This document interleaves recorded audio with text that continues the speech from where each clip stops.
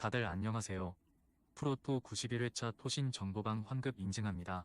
당첨금은 세후 금액인 거 알고 계시죠? 다들 아시겠지만 한 경기 취소되어 당첨금이 반토막 났지만 그래도 당첨 모두 축하드리며 오늘 경기도 분석 시작해보겠습니다.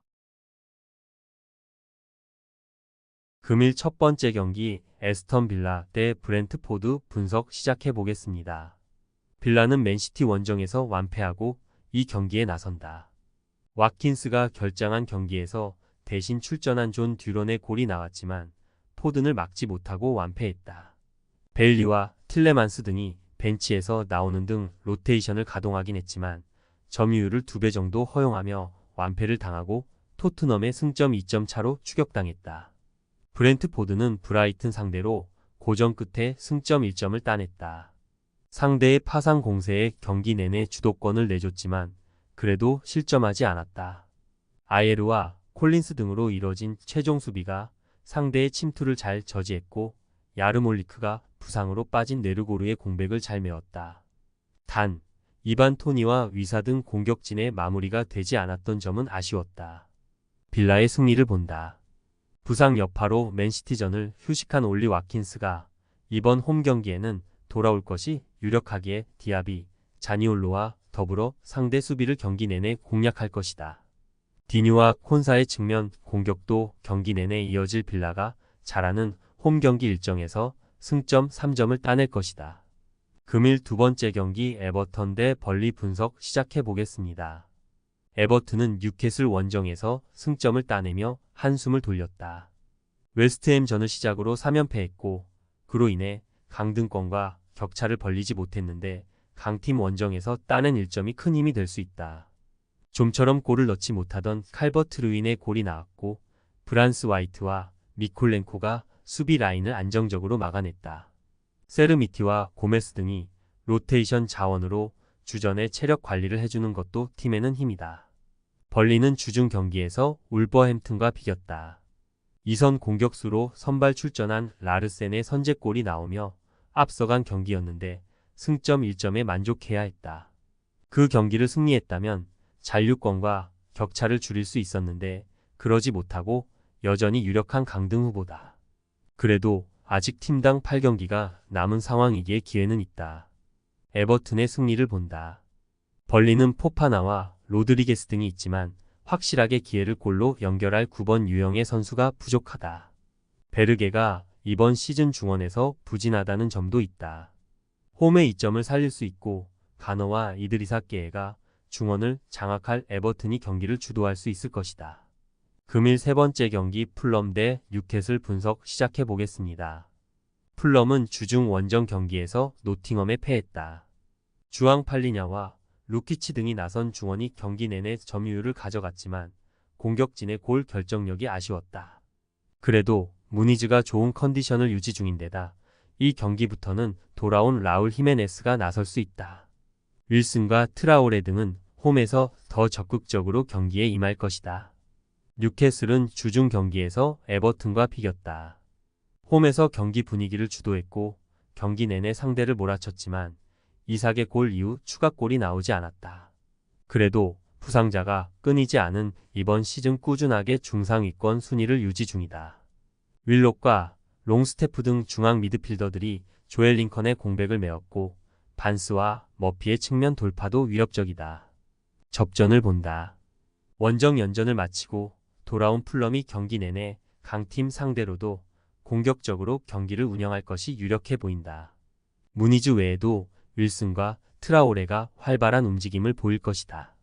그러나 기마랑 이스가 중원을 지키며 상대의 침투를 저지할 것이고 덴번이 수비 라인을 지킬 뉴캐슬 수비가 쉽게 실점하지 않을 것이다. 금일 네 번째 경기 루턴 타운 대 본머스 분석 시작해 보겠습니다. 루턴은 주중 경기에서 아스날에 패했다. 어느 정도 로테이션을 가동하며 약세를 인정한 경기였지만 선전했는데 원하는 승점 추가에 실패했다. 때문에 강등권인 18위에 머물렀고 이번 홈 경기 승점이 필요하다. 타이트 총과 모리스, 타운샌드로 이어지는 스리톱 외에도 중원에 나설 로스 바클리가 공격적으로 라인을 올릴 것이다. 본머스는 주중 홈 경기에서 팰리스를 잡고 연승에 성공했다. 홈에서 4연전을 소화했는데 루턴과 에버튼, 팰리스 등을 연파하며 이제 강등권보다 상위권과의 격차가 더 줄었다. 솔랑케의 득점이 줄어든 건 아쉽지만 타버니에와 클루이베르트, 크리스티와 세메뇨 등 2선 공격수들이 확실하게 기회를 만들었고 빌링의 중원 지원도 좋다. 강등권 팀을 벗어나 이제 프리미어 리그의 중위권 팀으로 확실하게 자리를 잡은 모습이다. 본머스의 승리를 본다. 루턴이 홈에서 공격에 기여를 올리겠지만 상승세의 본머스를 넘긴 어려워 보인다.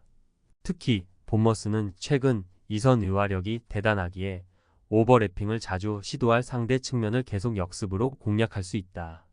솔랑케의 마무리도 있을 본머스가 승리할 것이다. 금일 5번째 경기 울버햄튼 대 웨스트햄 분석 시작해 보겠습니다. 울버햄튼은 주중 경기에서 벌리와 비겼다. 선제골을 허용한 경기였지만 윙백인 아이트 누리의 동점골이 터졌다. 황희찬과 페드로 네투 등 팀 내 공격 포인트 1, 2위가 나란히 부상으로 빠진 위기 상황인데 쉽게 무너지지 않고 순위를 잘 지키고 있다. 벌리전에서는 기다리던 최전방 공격수 마테우스 쿠냐도 돌아왔기에 이 경기부터는 선발로 나설 수 있다. 웨스트햄은 토트넘 상대로 나선 주중 경기에서 패하지 않았다. 외려 전반 터진 조우마의 선제골로 앞서갔었기에 승점 1점이 아쉬운 경기였다. 그래도 후반 내내 몰아친 토트넘의 공세를 막아낸 수비는 인상적이었다. 알바레즈의 징계 이탈로 인해 출전한 수책과 워드프라우스 조합이 최종 수비를 잘 지원했고 쿠팔이 측면 수비를 책임졌다. 접전을 본다. 돌아온 쿠냐와 함께 사라비아와 레미나가 3톱으로 나설 홈팀이 잘하는 홈 경기에서 상대를 몰아칠 것이 유력하지만 웨스트햄이 쉽게 리드를 허용하지 않을 것이다. 홈팀 역시 안토니오와 보인을 앞세울 웨스트햄의 공세를 막아낼 수비적 움직임이 필요하기에 90분 내내 접전 양상으로 경기가 진행될 것이다. 금일 6번째 경기 스파르타 로테르담 대 헤라클레스 분석 시작해 보겠습니다. 스파르타는 주중 원정 경기에서 비테세를 완파했다. 상대가 강등권 팀이기에 경기 내내 공격적으로 나섰는데 역습으로 확실하게 승부를 냈다. 미토와 사이토 등 2선 공격수들이 모두 골맛을 봤고 중앙 미드필더인 클레멘트가 경기를 완벽하게 이끌었다. 라우리센과 페르스 에런의 득점이 없었음에도 사고를 뽑아내는 등 최근 기회 상황에서 마무리가 안정적이다. 헤라클레스는 리그 4위인 알크마르를 완파하며 13위로 뛰어올랐다. 강팀 상대로 나선 홈 경기에서 승점이 필요했기에 라인을 올리고 나섰는데 공수 밸런스가 모처럼 안정적이었다. 후그마와 바그 보어드 등이 나선 수비 라인은 상대의 20차례 가까운 슛 시도를 잘 막아냈고 온캄프는 멀티골을 터뜨렸다. 상코가 벤치에서 나와 크랙 역할을 한 점도 인상적이었다. 스파르타의 승리를 본다. 헤라클레스가 승점 추가를 위해 라인을 내리고 경기에 나서겠지만 경쟁력 있는 홈과 달리 원정 경기력은 떨어진다. 클레멘트와 페르스 에런 등 선두권에도 뒤지지 않는 중원이 경기 분위기를 주도할 수 있고 사이토와 미토가 측면을 돌파로 넘어설 홈팀이 연승을 이어갈 것이다. 토신 최종 조합은 영상 아래 고정 댓글로 말 걸어주시면 토신 정보방에서 무료로 공유해드립니다. 제발 손해보면서 토토하지 말고 다같이 웃으면서 즐겁게 베팅합시다. 함께 하실 분들은 부담 갖지 마시고 편하게 말 걸어주세요.